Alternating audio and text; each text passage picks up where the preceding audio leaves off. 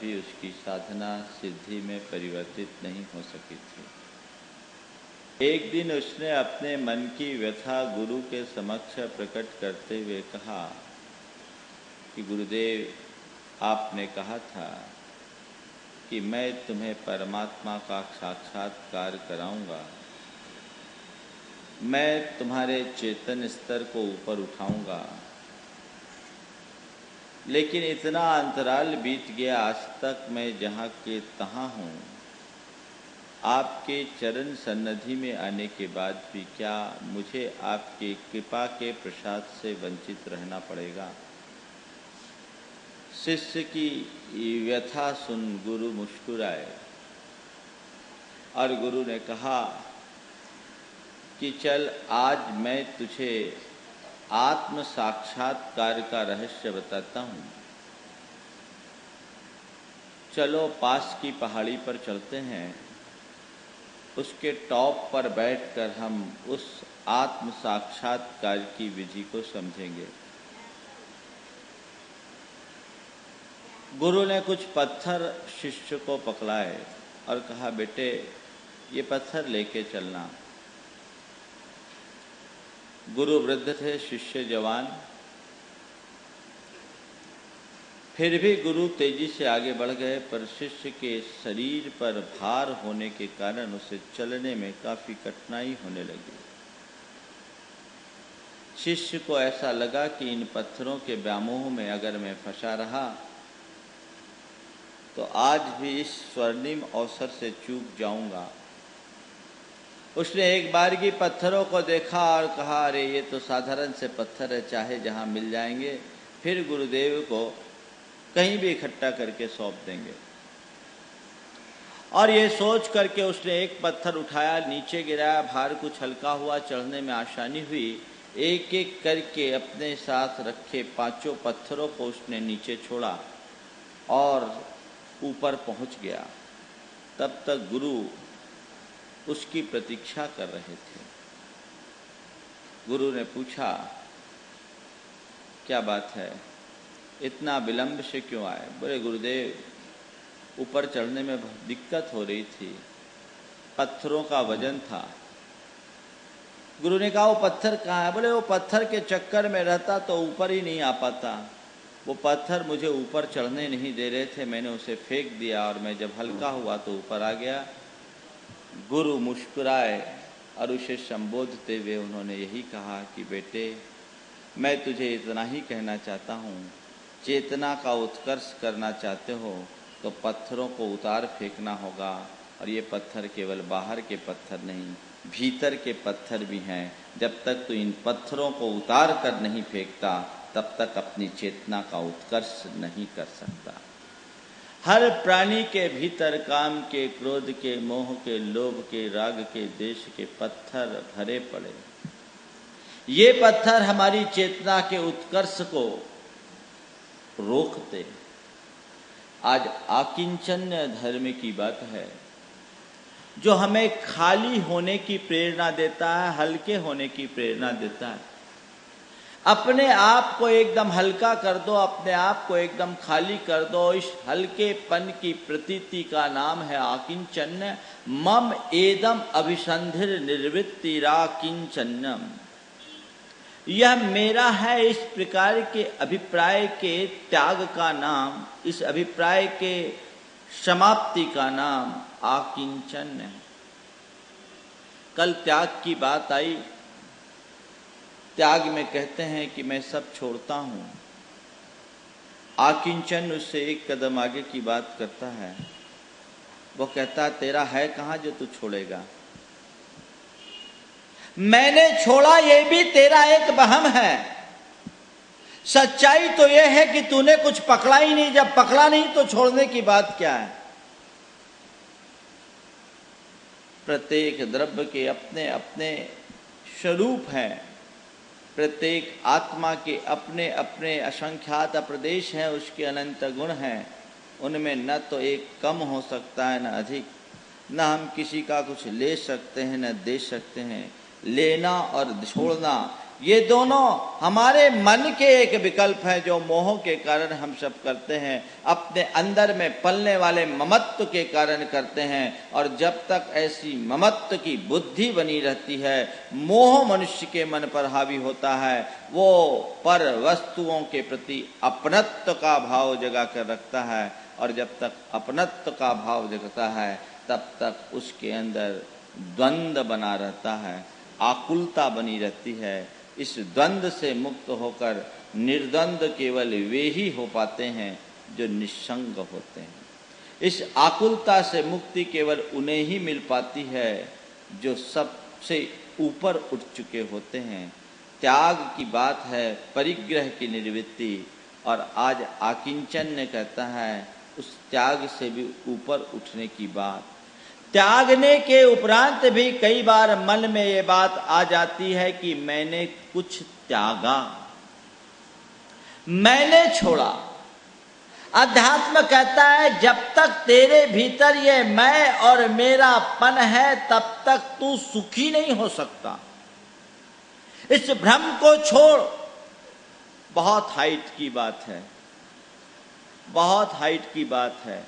और इस हाइट पर केवल वे ही पहुंच पाते हैं जिसे स्वपर का भेद विज्ञान होता है, जिसे अपने आत्मा के स्वरूप का सम्यक श्रद्धान होता है। और ऐसे लोग जो अपने स्वरूप को एक बार पहचान लेते हैं, उनके लिए कुछ भी छोड़ना बहुत सहज होता है। कुछ भी छोड़ना बहुत सहज होता है। एक व्यक्ति वो है जो पर को अपना मान के रखा है, उससे कुछ छुड़ाना बहुत मुश्किल है, वो पकड़ता है। ये बात अलग है कि काल उससे सब कुछ छुड़ा लेता है, लेकिन उसकी अंतिम कोशिश उसको पकड़ने की होती है, क्योंकि उसमें उसकी आत्मबुद्धि है। वो पराय वस्तु पर अपना एकाधिकार बनाना चाहता, अपना आधिपत्य और स्वामित्व आरोपित करने की कोशिश करता है। लेकिन एक व्यक्ति वो है जिसे आपा पर का स्पष्ट श्रद्धान हो गया, आपा पर का स्पष्ट ज्ञान हो गया, जो जानता है कि मेरा क्या है, पराया क्या है। उसे छोड़ने में एक पल की देर नहीं लगती, क्योंकि वो जानता है जो अपना है वो खो नहीं सकता, और जो पराया है उसे जोड़ा नहीं जा सकता। अपने को खोया नहीं जाता और पराये को जोड़ा नहीं जाता। पर है तो छूट जाए। और छोड़ने में भी दो तरह की परिणति होती है। एक व्यक्ति पर को अपना मानकर छोड़ता है, और एक व्यक्ति पर को पर मान करके छोड़ता है। जब आप कोई चीज अपनी मान करके छोड़ते हैं, उस समय आपके परिणाम अलग होते हैं, और कोई पराई वस्तु आप छोड़ते हैं तो उस समय आपके परिणाम अलग होते हैं। उदाहरण के लिए, आपने कभी किसी भिखारी को 100 रुपया दिया, आप क्या मान करके सोचते हैं? एक मन में संतोष आता है कि चलो मैंने अपना 100 रुपया एक गरीब आदमी के लिए दिया। वहीं दूसरी ओर आचार्य कुंद ने ये बात कही कि ज्ञानी आदमी पर को पर मान करके छोड़ता है, और अज्ञानी या तो छोड़ता नहीं, अगर छोड़ता भी है तो पर में आत्मबुद्धि रखता है। जो पर को पर जानता है, मानता है, उसे छोड़ने में एक पल का विलंब नहीं लगता। और बहुत सुंदर उदाहरण दिया कि आपने अपने कपड़े धोबी के यहाँ धुलने के लिए दिए, धोबी चद्दर आपको धो करके दिया, और आप सो रहे हैं चद्दर ओढ़ करके, और संयोग से आपका पड़ोसी आपके घर में आया, उसकी नज़र आप जिस चद्दर को ओढ़े हुए उस पर पड़ी, और उसने कहा भाई साहब ये मेरा चद्दर आपके यहाँ कैसे आ गया? ये मेरा चद्दर आपके यहाँ कैसे गया? तुम्हारा चद्दर? ये चद्दर तो मेरा नहीं, देखो मेरा नाम लिखा है। अच्छा, आपका नाम लिखा है, पता नहीं गलती से धोबी की गलती होगी, क्षमा करें, मैं इसे अभी आपको वापस करता हूँ। उस चद्दर को रिटर्न करते समय आपके मन में क्या कोई अभिमान होगा? मैंने कोई चादर छोड़ा ऐसा विचार होगा नहीं, तत्काल छोड़ दोगे, क्योंकि आपने जान लिया ये पराई चीज है, मेरी नहीं। यही परिणाम आकिंचन्य के होते हैं। जह नाम को विपुरुषो परदब्ब मिनमत जान दुम चैदी तह सब्बे पर भावे नादून नियत दे नानी। जैसे कोई व्यक्ति ये पराई वस्तु ऐसा मानकर उसे तुरंत छोड़ देता है, वैसी ज्ञानी समस्त पर भावों को पर मानकर पल में छोड़ देता है। आकिंचन उस परिणति का नाम है जो वीतरागी योगियों के जीवन में घटित होता है, जहां सब प्रकार के राग और ममत्व से ऊपर की परिणति होती है। और आचार्य कहते हैं अगर एक अंतर मुहूर्त के लिए ऐसे परिणाम को प्रकट कर लिए तो केवल ज्ञान हो जाएगा। आकिंचन्यो हम इत्यास्व त्रैलोक्याधिपतिर्भवे योगी गम्य तब प्रोक्तम रहस्यम परमात्मना। आचार्य कहते हैं कि मैं आकिंचन हूं, ये अनुभूति कर लो, 3 लोक के अधिपति हो जाओगे। एक अंतर मुहूर्त मात्र के लिए मैं अकिंचन हूं ऐसा अनुभव कर लो, 3 लोक के अधिपति हो जाओगे। बड़े बड़े योगियों के लिए गम्य, जिसे साधारण साधक भी नहीं प्राप्त कर सकते, जो केवल बड़े बड़े योगियों के द्वारा ही लभ्य है, ऐसे परमात्मा का रहस्य मैंने तुम्हें बताया। जब सब पर संबंध से मुड़ करके अपनी आत्मा में केंद्रीकृत किया हो तो केंद्रित हुआ जाता है, तब आकिंचन भाव प्रकट होता है। अकिंचनत्व का अर्थ आत्मा के साथ केंद्रीकरण, ये परम आकिंचन। महाराज वो तो हम लोगों के बस की बात नहीं, घबराइए मत। जो भी आकिंचनत्व को प्राप्त किए हैं वो एकाएक प्राप्त नहीं किए, एक साथ एवरेस्ट पर नहीं चढ़ा जाता, एक एक कदम पर चल चल करके एवरेस्ट पहुंचा जाता है। घबराने की बात नहीं। यदि आप एवरेस्ट पर चढ़ने का संकल्प भर जगा लें तो आज नहीं कल आपके कदम एवरेस्ट के शिखर पर जरूर पड़ेंगे। उस अकिंचनत्व का अनुभव करना चाहते हो तो अपने अंदर के ममत्व को कम करना शुरू करो। ममता हमारे जीवन के दुख का मूल है, ममता हमारी आकुलता की जननी है और ममता बंध का मूल कारण है। आचार्य पूज्यपाद कहते हैं बद्धते मुच्यते जीव सममो निर्ममो क्रमात् तस्मात् सर्व प्रयत्नेन निर्ममत्वम परो भवे। यह जीव ममता के कारण बंधन को प्राप्त होता है और निर्ममता से मुक्त होता है। इसलिए इस रहस्य को जानकर तस्मात् सर्व प्रयत्नेन निर्ममत्वम परम भवे, अपने ममत्व को कम करने की कोशिश करो। जहां ममत्व है वहां आकुलता है और जहां आकुलता है वहां दुख है और वहीं बंध है।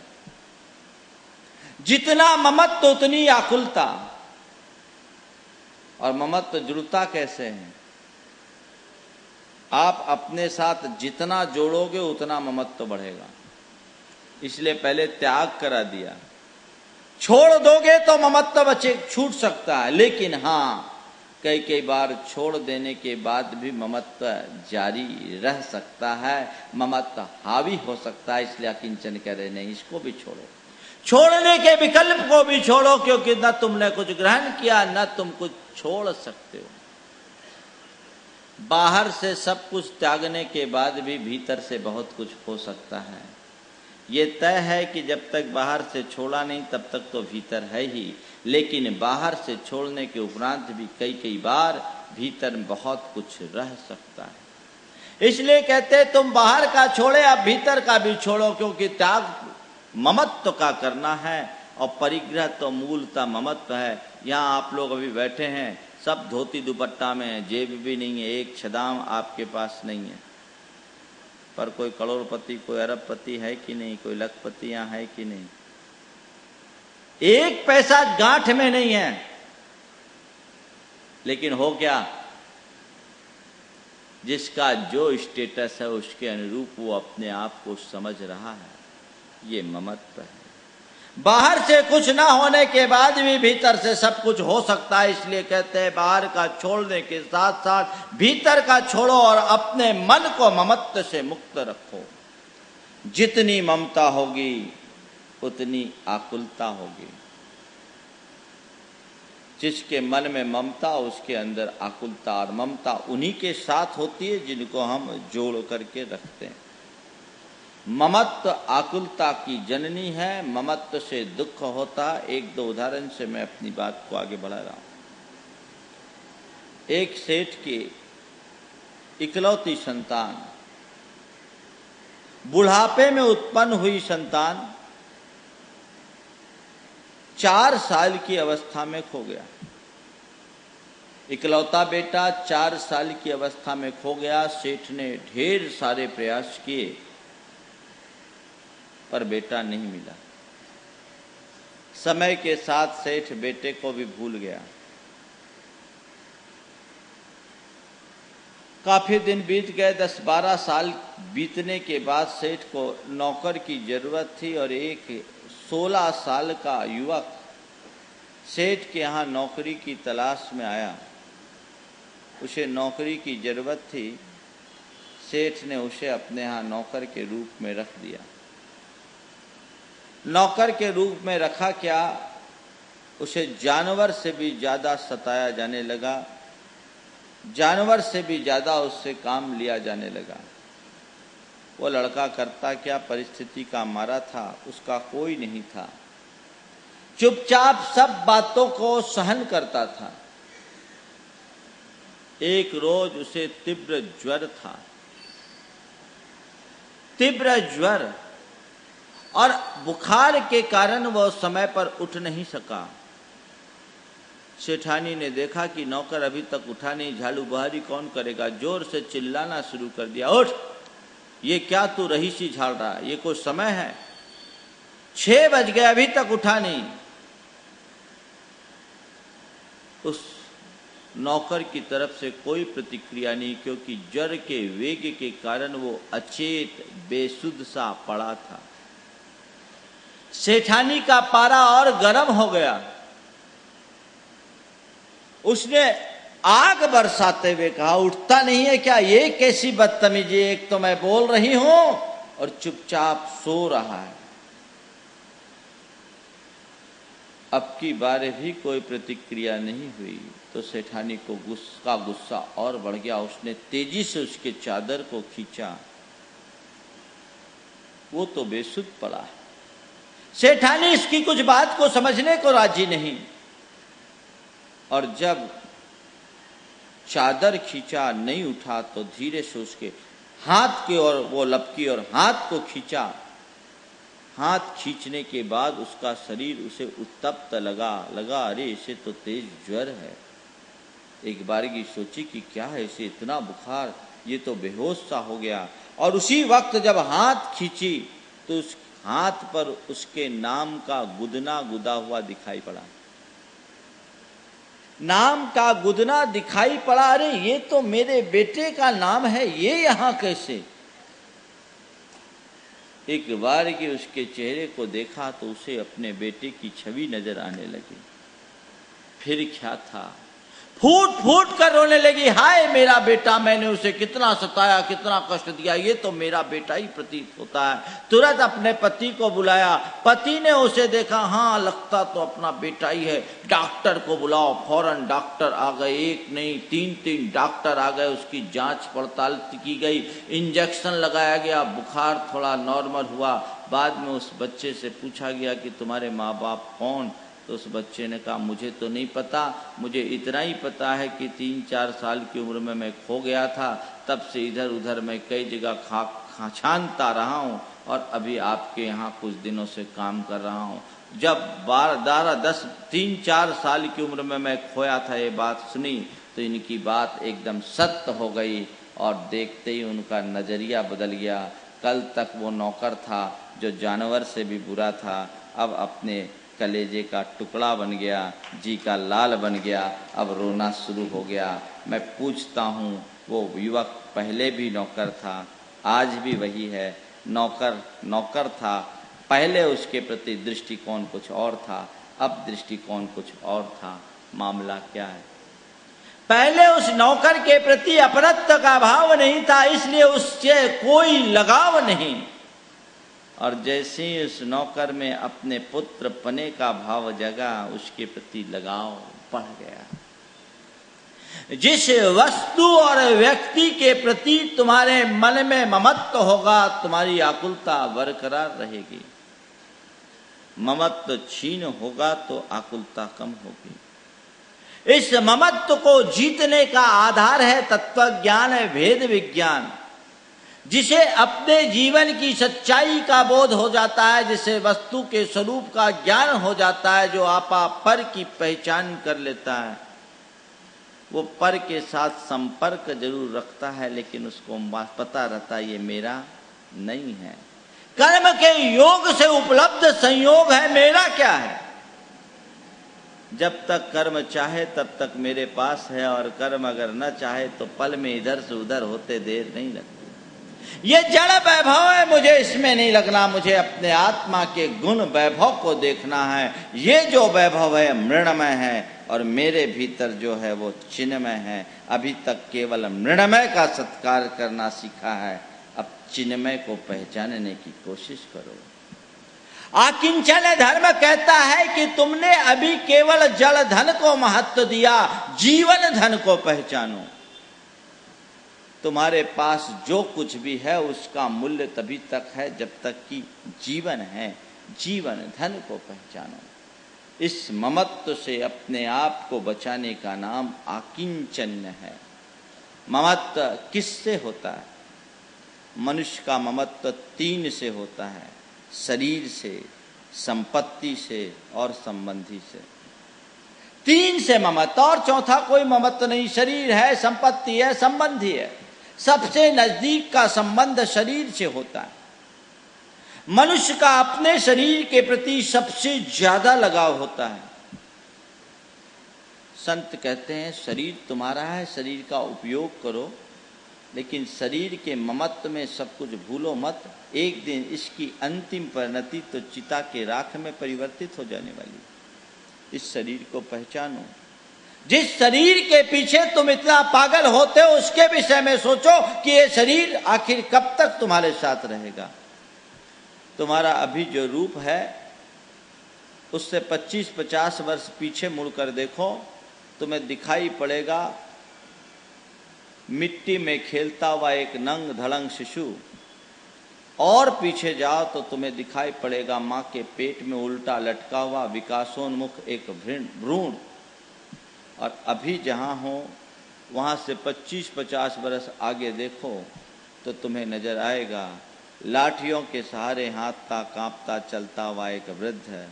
और थोड़ा आगे बढ़ोगे तो तुम्हारे आंखों में नजर आएगी सुलगती हुई एक चिता।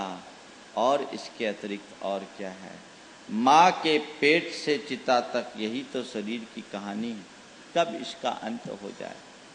इसका ममत्व ठीक नहीं, लेकिन लोग इसी में लगे रहते हैं, शरीर की चाकरी में ही लगे रहते हैं। संत कहते हैं जब इस ममत्व से मुक्त होगे तब अपनी आत्मा का रस लेने का सौभाग्य अर्जित कर पाओगे, उसके बिना नहीं। अपने इस ममत्व को कम करने की कोशिश करो, लेकिन क्या करें, उम्र ढल जाती है लेकिन फिर भी चाह नहीं ढलती। एक बार एक युवक चलते चलते धोखेवश एक कुएं में गिर गया। सड़क के किनारे कुआं था। कुआं ज़्यादा गहरा नहीं था और उसमें ज़्यादा पानी भी नहीं था, कोई 4-6 इंच पानी था। लेकिन कुआं इतना उथला भी नहीं था कि सहजता से निकला जाए। वहीं कुआं में था। इसी बीच एक बुजुर्ग आदमी उधर से निकला, उसकी नजर उस युवक पर पड़ी। उसने युवक से पूछा, क्या बात है भाई, इस कुएं में कैसे पड़ गए? बोले, इस कुएं में मैं पड़ा नहीं हूं, मैं उतरा हूं। इस कुएं में मैं पड़ा नहीं, मैं उतरा हूं। बोले, क्या, क्यों उतरे? बोले, आपको पता नहीं, ये कुआं चमत्कारी कुआं है, इसमें अमृत रसायन। ये कुआं चमत्कारी कुआं है, इसमें अमृत रसायन है। बोले, अच्छा। बोले, मालूम, मैं भी आपकी तरह एकदम बूढ़ा हो गया था, इस अमृत रसायन का चमत्कार है कि मैं एकदम जवान हो गया। बूढ़े ने कहा, सच? बोले, इसमें क्या बात, सामने प्रत्यक्ष किम प्रमाणम, प्रत्यक्ष के लिए क्या प्रमाण की जरूरत, मैं खुद इस पानी के स्पर्श से, इस अमृत रसायन के स्पर्श से जवान हो गया। बूढ़े ने कहा, सच? तो उसने बोला, प्रत्यक्ष किम प्रमाणम। बूढ़े ने आओ देखा न ताव, कुएं में छलांग लगा दी, क्योंकि मैं भी जवान हो जाऊंगा। अब छलांग लगाने के बाद वहां कोई रसायन हो तो कुछ हो, वो तो बेचारा ऐसे ही पड़ गया। और युवक को ऐसे ही एक सहारे की आवश्यकता थी, वो उसके ऊपर चढ़ा और बाहर निकल गया। बूढ़ा वहीं ठिठुरता रह गया। आपको हंसी आ रही होगी उस वृद्ध की नादानी पर सच पूछो तो आज का हर इंसान अपने रूप सौंदर्य को निखारने के मोह में ऐसी ही दुर्गति के कुएं में अपने आप को गिरा रहा है। समझो, संसार में कोई अमृत रसायन नहीं है और किसी का शरीर शाश्वत नहीं। शरीर मिला है तो संयम का अनुपालन करो। यह तन पाए महातप कीजे, यामे सार यही है। और राचन योग स्वरूप न जाको, विरचन योग सही है। समझो, सही उपयोग करो। जो वेद विज्ञानी होता है वो ये नहीं कि शरीर छोड़ देता है, लेकिन शरीर के चक्कर में ज्यादा उलझता नहीं। और ऐसे ही व्यक्ति निज और पर के देह से विरक्त होकर आत्मा में अनुरक्त होते हैं। चाहे अपने शरीर का मोह हो या दूसरे के शरीर का आकर्षण। शरीर का आकर्षण मनुष्य की चेतना का अधःपतन करता है। भेद विज्ञान के बल पर ही इसे नियंत्रित किया जा सकता है। दूसरे क्रम में है संपत्ति। संपत्ति का मोह तो और ज्यादा होता है। लोग संपत्ति के मोह में शरीर का भी मोह भूल जाते हैं। खाना पीना भूल जाए, शरीर को झोंक दे, 24 घंटा खटने को तैयार हो जाते हैं, चाहे जैसे संपत्ति आ जाए। कदाचित संपत्ति कमा ले तो मनुष्य को बहुत अच्छा लगता है, लेकिन अगर अपने द्वारा कमाई हुई संपत्ति में से थोड़ा भी इधर उधर होता है तो रात की नींद उड़ जाती है। एक बार एक सज्जन ने मुझसे कहा, बड़े उद्यमी थे, कि महाराज बाकी सब बातें तो बर्दाश्त हो जाती है, लेकिन जब फाइनेंशियल ग्राफ गड़बड़ाता है ना तो वो नहीं झेल पाते हैं। ये तुम्हारे भीतर के ममत्व का परिणाम। तुमने इसे ही सर्वस्व मान रखा। अपनी धारणा को पलटो। आज तक संपत्ति किसकी हुई? किसी की हुई? चक्रवर्तियों की भी संपत्ति उनकी निजी संपत्ति नहीं हुई, तो तुम किस खेत की मूली हो? विचार करो। केवल मेरी मेरी कहने मात्र से कुछ नहीं होने वाला। ये तो एक दिन सब छूटना है, इस पर निश्चय श्रद्धा न रखो, तब कहीं जाकर कुछ हो सकता है। लेकिन मेरी मेरी मेरी मेरी रटते रटते आदमी उलझ जाता है। धन संपत्ति या और कुछ जमीन जायदाद, कार मकान बंगला, सब कुछ मेरा मेरा। संत कहते, जिस दिन तुझे पता लग जाएगा कि तेरा क्या है, उस दिन मेरा मेरा सब छूट जाएगा। जिनको तू मेरी मेरी कह रहा, वो कभी तेरी नहीं हुई। और ये विचित्रता देखो, संसार में एक मनुष्य ही है जो पर को मेरी मेरी कहता है, लेकिन दुनिया की कोई चीज आज तक कभी ये बात स्वीकारने को राजी हुई कि हम तुम्हारी हैं। आपके तो घर मेरा है, आपके तो गाड़ी मेरा है, आपके तो जमीन मेरा है, जायदाद मेरी है, सब मेरी है, पर वो चीजें आज तक कभी कही कि हम तुम्हारे हैं? सच में देखा जाए तो कोई किसी के नहीं, सब अपने अपने हैं, लेकिन हमारे भीतर का ज्ञान हमें उनमें मुग्ध करता है। कन्हैयालाल मिश्र प्रभाकर ने एक जगह लिखी बहुत अच्छी बात कि एक बार मैं अपने एक धनी मित्र के नए मकान में गया। बड़े बाग, बड़े ठाट, सब कुछ दिखाने के बाद उसने मुझसे पूछा, आया पसंद मेरा घर? मैंने औपचारिकतावश कहा लेकिन तभी मुझे ऐसा लगा कि मकान मुस्कुरा रहा है और उसकी इस मुस्कुराहट में मिठास नहीं, व्यंग है। तभी मुझे ऐसा लगा कि मकान मुस्कुरा रहा और उसकी इस मुस्कुराहट में मिठास नहीं, व्यंग है। मैंने पूछा, क्यों जी, तुम क्यों हंसे? बस यूं ही तुम्हारी मित्र की बात पर हंसी आ गई। बोले, इसमें हंसने की बात क्या है? क्यों जी, तुम क्यों हंसे? बस यूं ही तुम्हारे मित्र की बात पर हंसी आ गई, इसमें हंसने की बात क्या है? जी, इसमें हंसने की सिवाय और बात ही क्या है? बोले, क्यों? कहता है, आया पसंद मेरा घर, मेरा घर, मेरा घर, मेरा घर। तो फिर क्या? यही इसका बाप कहा करता था और वही उसके बाप का बाप। कहता, आया पसंद मेरा घर, मेरा घर, मेरा घर। तो फिर क्या? यही उसका बाप कहा करता था और वही उसके बाप का बाप। दोनों न जाने कहाँ चले गए। दोनों की तस्वीरें जरूर मेरी दीवारों पर टंगी है, जिन्हें मेरे एक छोटे से छेद में रहने वाली नन्ही सी दीमक कुछ ही पलों में चट कर सकती है। उन्होंने लिखा, मैंने देखा मकान अब भी मुस्कुरा रहा है। बंधुओं, बात समझने की है। मकान क्या, मनुष्य की नादानी पर उसके साथ जुड़ी हुई हर चीजें हंसती है, जो कहती है, किसे तू मेरा मेरा कह रहा है, जो तेरा है उसे पहचान। अपने को पहचान, ये तो सब छूट जाने वाला है। मनुष्य जिस जड़ संपत्ति के अर्जन में अपना संपूर्ण जीवन समर्पित करता है, मौत के क्षणों में वह सारी संपत्ति मुंह ताकते खड़े रह जाती है, कोई काम में नहीं आती। काश उसे पहचानने की कोशिश हमने की होती, और यदि ऐसी कोशिश हमारे भीतर विकसित हो जाए तो जीवन की दिशा और दशा सब परिवर्तित हो जाए। आकिंचन धर्म कहता है, ममत्व को कम करो। यदि तुम्हारे पास कुछ अर्जित है तो इसे पर संयोग मानो। आप अपने घर में रहते हो और कभी होटल में रहते हो, एक सी मानसिकता रहती है क्या? घर से होटल बहुत सुंदर हो, होटल का फर्नीचर अच्छा हो, सब कुछ अच्छे हो, लेकिन आप बताइए, होटल में रहते हो और घर में रहते हो, क्या मानसिकता रहती?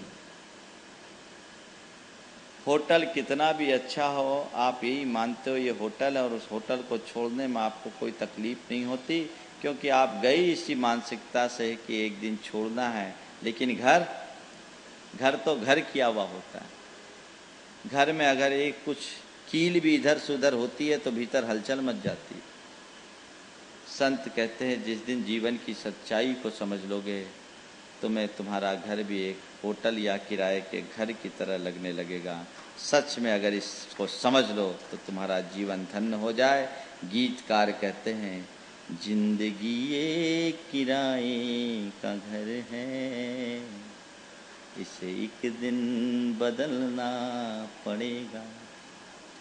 जिंदगी एक किराए का घर है, इसे एक दिन बदलना पड़ेगा। मौत तुझको जब आवाज देगी, तुम्हें घर से निकलना पड़ेगा। समझो, ये संपूर्ण जिंदगी एक किराए का घर है। एक ज्ञानी की यही पहचान है। उसे दिखता है कि मेरे लोगों को दिखता है कि मेरे इसके पास बहुत कुछ है, पर उसे पता होता है कि जो ये बहुत कुछ है वो मेरा नहीं, और मेरे भीतर का जो कुछ है उसका इनसे कोई नाता नहीं, उसकी कोई तुलना नहीं। संत कहते हैं जड़ संपत्ति नहीं, चेतन का सत्कार करना सीखो। एक आदमी रात सो रहा था, सपने में उसे भगवान के दर्शन हुए और भगवान ने उससे कहा, यहां क्यों सो रहे हो, उठो, पूरब की ओर बढ़ो, 2 मील चलोगे, नदी के किनारे एक साधु की कुटिया है, उसके पास बेश कीमती पारसमणि है, जाओ तुम उससे मांग लो और उसे ले लो। और इतने में ही नींद खुल गई।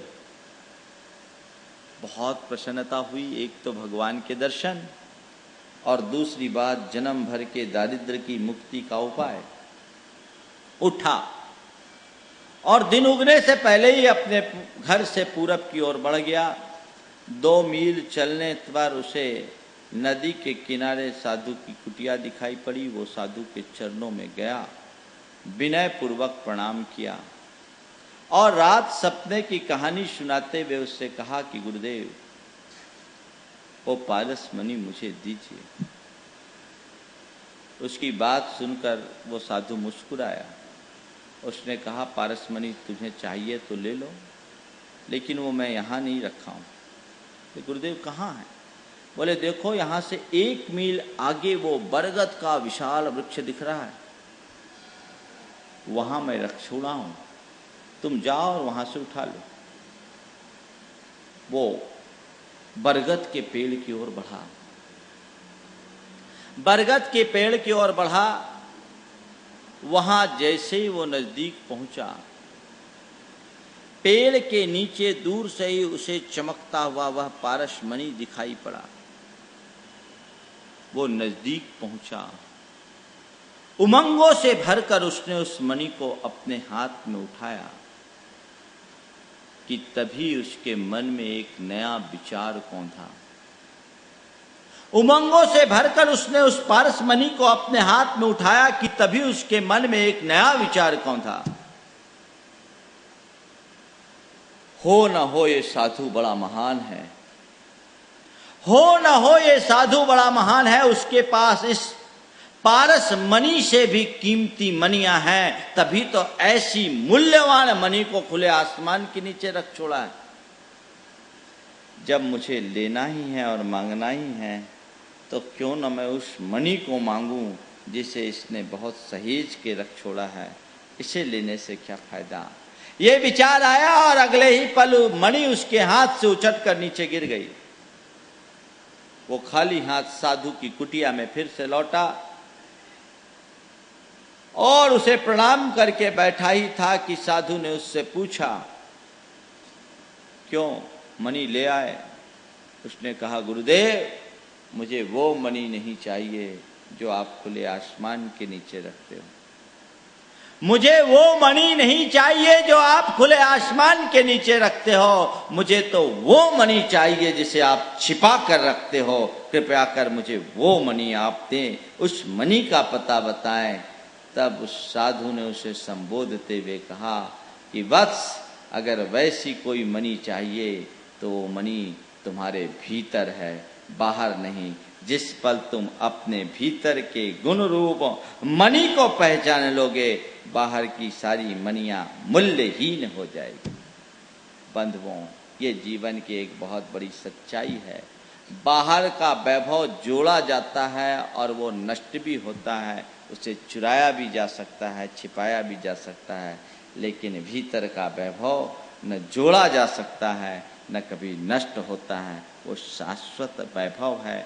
उस वैभव की पहचान जिसे हो जाती है, उसके लिए ये सब चीजें जड़ तृण की तरह लगते हैं। आचार्य समंत भद्र महाराज ने अरहनाथ भगवान की स्तुति करते हुए लिखा, लक्ष्मी विभव सर्वस्वम मुमोक्षोष चक्र लांछनम साम्राज्यम सार्वभौमम ते जगत तृणमिवा भवत्। हे भगवान, लक्ष्मी विभव सर्वस्वम साम्राज्यम सार्वलाक्षणम, आपने इस 6 खंड पृथ्वी का एक छत्राधिपत्य साम्राज्य, 14 रत्न और 9 निधियों का अपार भंडार, अक्षय भंडार, और इस चक्रवर्तित्व को आपने कैसे छोड़ दिया? जरत तृण मिवा भवत, जिस समय आपको अपनी आत्मा का बोध हुआ, सब चीजें जीर्ण शीर्ण तिनके के समान हो गई। तिनके का भी कोई मूल्य है, झाड़ू बनाने के काम में आ जाए, लेकिन जीर्ण शीर्ण तिनका तो उसके लायक भी नहीं होता। उन्हें एक पल नहीं लगे। किसका ममत्व है? संत कहते इस ममत्व से अपने आप को बचाओ। संबंधियों के बीच भी रहो, लेकिन ये मान करके चलो कि संसार के सारे संबंध नदी नाव संयोग की भांति है। हम सब एक साथ हैं पर एक नहीं। ये तो दिग्देशेभ्य खगा इत्य संवसंती नगे नगे स्वस कार्यवशात याति देशे दिक्षु प्रगे प्रगे। सांझ ढलते ही विभिन्न दिशाओं से अनेक पक्षी पेड़ों पर आकर बसेरा करते हैं, मधुर कलरव करते हैं। रात बिताते ही सब अपनी अपनी दिशा में निकल जाते हैं। हम आप सब न जाने कहाँ कहाँ से आए हैं, आज यहाँ इकट्ठे हैं, लेकिन जब जिसका वक्त आएगा जाने में एक पल की देर नहीं लगने वाली। इस सच्चाई को समझो। इसलिए शरीर, संपत्ति और संबंधी के मोह से ऊपर उठकर अपने आत्मा का अनुराग विकसित करो, तब ये आकिंचन्यत्व को अभिव्यक्त करने का सौभाग्य मिल सकेगा। अन्यथा बाकी तो बातें सब बातें हैं। हम लोग तत्व ज्ञान की बातें तो बहुत गहरी कर लेते हैं, लेकिन जीवन बहुत सतही स्तर पर चलता है। संत कहते हैं जब तक मूल को नहीं पकड़ते तब तक हम अपना कल्याण नहीं कर सकते।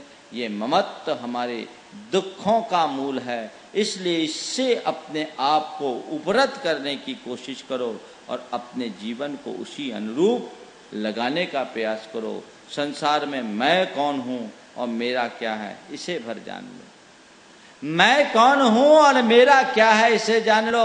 आप पूछो अपने आप से कि मैं कौन हूँ। ये नाम रूप तुम नहीं हो, पहचानो को हम। अपने मन से सवाल पूछो, मैं कौन हूं? कौन हो आप? मैं कौन हूं पूछो, उसे पहचानो। मनुष्य की दशा बड़ी विचित्र है। वो गहन सुसुप्ति में जी रहा है। उसे सब का पता है, अपना पता नहीं। सबका पता है, अपना पता नहीं। पत्थर अहम का गलता नहीं, मैं क्या करूं? पत्थर अहम का गलता नहीं, मैं क्या करूं? सब दिए जलते मगर मन का दिया जलता नहीं, मैं क्या करूं? अपनी कहानी मैं कहां तक बताऊं?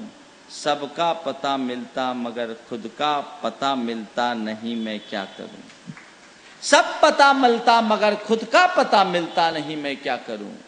अपना पता, मैं कौन हूं, उसे पहचानो। गहन सुसुप्ति में एक बार ऐसा हुआ, एक युवक से किसी ने कहा, अरे तुम यहां, तुम्हें पता नहीं तुम्हारी पत्नी विधवा हो गई? बोला सच? बोला हाँ, और वो रोना शुरू कर दिया। अरे तुम जिंदा हो तो पत्नी अभी विधवा कैसे हो सकती?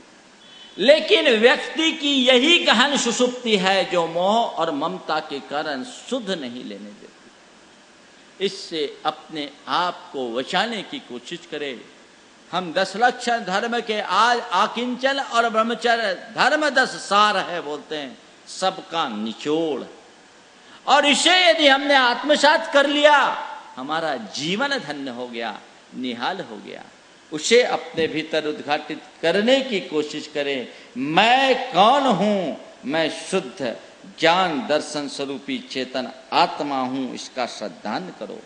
मेरा क्या है? मेरे आत्मा के जो अखंड असंख्यात आत्म प्रदेश है वही है। इसके अलावा अन्नम किंचिबी परमाणु मित्तम्पि नवि अत्थि मध्य नवि अत्थि मध्य किंचिबी अन्नम परमाणु मित्तम्पि। एक परमाणु मात्र वस्तु भी मेरी नहीं है। ये तो सब हैं कर्म के संयोग से है और हैं तो जब तक हैं इनका सदुपयोग कर लें। पुण्य पाप का खेल है, आज है कल रहे न रहे।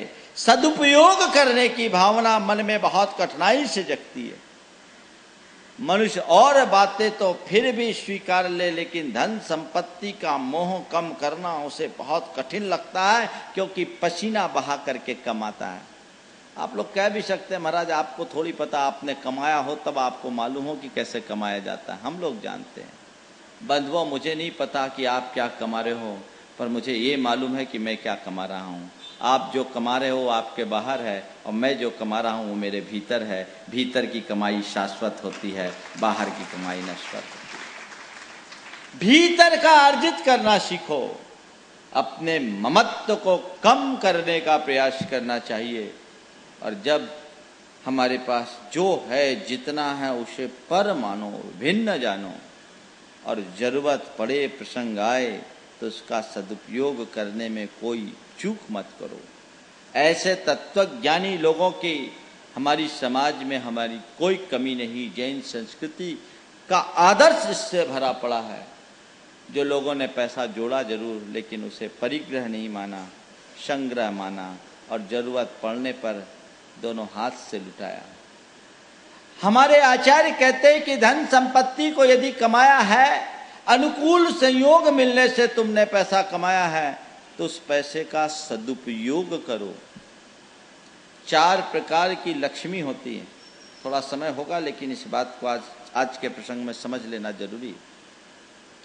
एक है पुण्य लक्ष्मी, भाग्य लक्ष्मी, पुण्य लक्ष्मी, पाप लक्ष्मी और शापित लक्ष्मी। भाग्य लक्ष्मी, पुण्य लक्ष्मी, पाप लक्ष्मी और शापित लक्ष्मी। भाग्य लक्ष्मी कौन सी? जो बिना मेहनत के अपने आप पा जाए।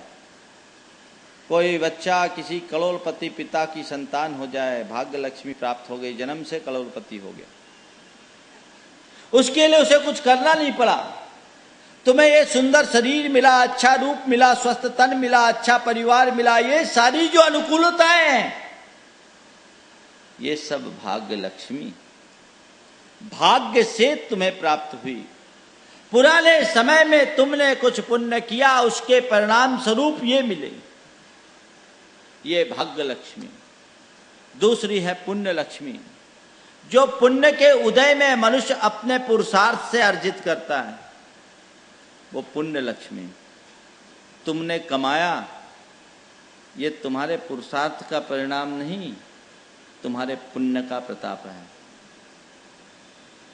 आप इस वहम को निकाल देना कि मैं अपने बुद्धि कौशल से पैसा कमाता हूं, मैं अपने पुरुषार्थ के बल पर पैसा कमाता हूं। ध्यान रखना, तुम्हारे पुरुषार्थ को अगर पुण्य की बैकिंग न मिले तो कब हवा खिसक जाए पता नहीं। पुण्य लक्ष्मी पुरुषार्थ से प्रकट होती है। पुरुषार्थ को भी पुण्य चाहिए, अनुकूल संयोग पुण्य देता है। तुम पुरुषार्थ करते हो, पैसा कमाते हो, आज कोई करोड़पति बना है, कोई अरबपति बना है। कई लोग कहते हैं महाराज सेल्फ मेड है। अरे सेल्फ मेड की जरूरत क्या, आत्मा तो रेडीमेड है, वहां तो कुछ करने की जरूरत नहीं। ये भी जो है ये पुण्य के प्रताप से है। केवल पुरुषार्थ से काम नहीं चलता, पुण्य चाहिए, और पुण्य के साथ पुरुषार्थ भी चाहिए। दूध में चीनी डालने से दूध मीठा होता है, लेकिन कब? केवल चीनी डाल देने से, चीनी डालने के बाद चम्मच से उसको हिलाते हैं तब। बिना चीनी के चम्मच हिलाओ तो दूध मीठा हो जाएगा क्या? बिना चीनी के भी दूध मीठा नहीं होने वाला, और बिना चम्मच चलाए भी दूध मीठा होने वाला नहीं। ध्यान रखना, दूध तुम्हारा जीवन है और चीनी पुण्य है, जिसमें पुरुषार्थ का चम्मच चलाओगे तो कुछ मिठास प्रकट होगी।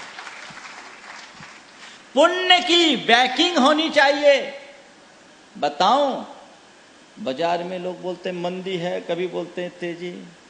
पुण्य की तेजी होती है तो बाजार में तेजी आती है, और पुण्य की मंदी होती है तो बाजार में मंदी आती है। मैं आपसे पूछना चाहता हूं, जब मंदी आती है तो आप क्या करते हो? पुण्य को बढ़ाने में लगते हो कि अपने पुरुषार्थ को बढ़ाने में लगते हो? उस घड़ी यदि पुण्य को बढ़ाने में लग जाओ, सब संतुलन हो जाए। ये पुण्य लक्ष्मी, और पुण्य लक्ष्मी सार्थक तब होती है जब पुण्य को आप पुण्य में लगाते हैं। पाप लक्ष्मी, पाप करके जो धन संग्रहित किया जाए उसका नाम पाप लक्ष्मी। येन केन प्रकारेण पैसा कमाना पाप लक्ष्मी। यदवा तदवा तरीके से जो पैसा कमाते हैं उनकी संपत्ति पाप लक्ष्मी है। वो पैसा जोड़ जरूर रहे हैं लेकिन उस पैसे का सदुपयोग नहीं हो सकता। वो पैसा उनके लिए भार है, और ऐसे लोगों का धन पाप में ही ज्यादा लगता है। पुण्य के पुरुषार्थ के योग से आपने अपना धन कमाया तो उसका पुण्य में उपयोग करो, पाप में नहीं। पुण्य के निमित्त से कमाए, पुण्य में उपयोग करो, पाप में नहीं। मैं आपसे पूछना चाहता हूं, आपने रामलाल से रुपया लिया तो रामलाल को दोगे कि श्यामलाल को? किसको देते हो? क्या हो गया? रामलाल से आपने कोई रुपया लिया तो रामलाल को दोगे कि श्यामलाल को? और रामलाल का रुपया श्यामलाल को दोगे तो क्या होगा? रामलाल से संबंध बिगड़ जाएंगे, बिगड़ जाएंगे। मैं आपसे केवल इतना पूछना चाहता हूं, पुण्य के निमित्त से प्राप्त पैसे को पुण्य में लगाना चाहिए कि पाप में? क्या करते हो? पुण्य के निमित्त से अर्जित पैसे को पुण्य में लगाना चाहिए कि पाप में? क्या हुआ? पुण्य में। और पाप में लगाने से पुण्य से तुम्हारा रिलेशन बनेगा कि बिगड़ेगा? रामलाल का रिलेशन बिगड़ जाए तो नुकसान नहीं, लेकिन पुण्य का रिलेशन बिगड़ गया तो सिवाय नुकसान के कुछ नहीं, भाव का नुकसान होता है। तुम्हें इसका एहसास है? पुण्य के निमित्त से अर्जित संपदा का पुण्य में ही उपयोग करो, और ऐसा उपयोग वे ही कर पाते हैं जिनके पुण्यानुबंधी पुण्य का उदय होता है। पुण्यानुबंधी पुण्य, ऐसा पुण्य जो पुण्य में पुण्य को लगाए, धर्म के कार्य में पुण्य को लगाए। राजकुमार और ममता ने जो आज एक आदर्श प्रस्तुत किया, आप लोगों के लिए अनुकरणीय। बिना किसी चाह के अलग से अपने मन के भाव को उजागर करना, अपनी हैसियत के हिसाब से देखा जाए तो उनका ये बहुत उत्कृष्ट दान, बहुत उत्कृष्ट संकल्प। सीखो, ऐसे भाव भी तीव्र पुण्य के उदय में आते हैं। तुम लोग अपने व्यापार में करोड़ों की मार को बहुत आसानी से झेल लेते हो, लेकिन परमार्थ के कार्य में 10-20 लाख रुपया भी लगाना हो तो 100 बार सोचते हो। अगर अच्छे कार्य में लगाओगे तो कभी पतन नहीं होगा। सर सेठ हुकुमचंद जी इसके लिए आदर्श रहे। उनके विषय में कहा जाता था, कपास के विषय में, कि आज का दाम ये, कल का दाम हुकुमचंद जाने। जो बाजार का भाव खोलते थे, एक बार उनको कपास में लंबा नुकसान हुआ। उनकी धर्मपत्नी, क्या नाम था उनका, कंचनबाई, उन्होंने कहा, देखो पापोदय है, धन जा रहा है, कोई सदुपयोग कर लो। पापोदय है, धन जा रहा है, कोई कुछ सदुपयोग कर लो। और उस नुकसान की घड़ी में उन्होंने 3 लाख रुपए निकालकर कंचनबाई प्रसूतिका गृह का निर्माण इंदौर में कराया, नुकसान की घड़ी में। यह है आदर्श। पुण्यानुबंधी पुण्य का उदय, पाप में नहीं लगाया। और जब गए तो अपने शरीर में केवल धोती दुपट्टा रखे, संलेखना साधना एक प्रकार से उन्होंने अपने घर के चित्रालय में रखे की। ये आदर्श निकट भव्य जीवों के जीवन में ही ऐसा होता है। पुण्य लक्ष्मी, पाप में रुपया बहाने वाले बहुत मिल जाएंगे, लेकिन परमार्थ में धन लगाने वाले बिरले होते हैं। अपने आप को वहां रखो। और सापित लक्ष्मी, जो न धन का उपयोग करे न उपभोग करे, केवल कमाए और रखते जाए। मैं आपको बताऊं सापित लक्ष्मी की दशा क्या होती। मध्य प्रदेश में गंज बासोदा एक स्थान है, वहां एक पंजाबी परिवार दंपति रहती थी, नाम मैं भूल रहा हूं, मुन्ना पंजाबी या क्या नाम था। पति पत्नी, निसंतान और कोई नहीं, और उनका ब्याज बट्टे का काम। कोई भी आए, रिक्शा वाला आए तो ब्याज दे दे, बैंड वाला आए तो ब्याज दे दे, कोई आए सबको खुला दरबार। लेकिन उन दोनों की मौत कैसे हुई आप सुन करके अचंभित रह जाओगे।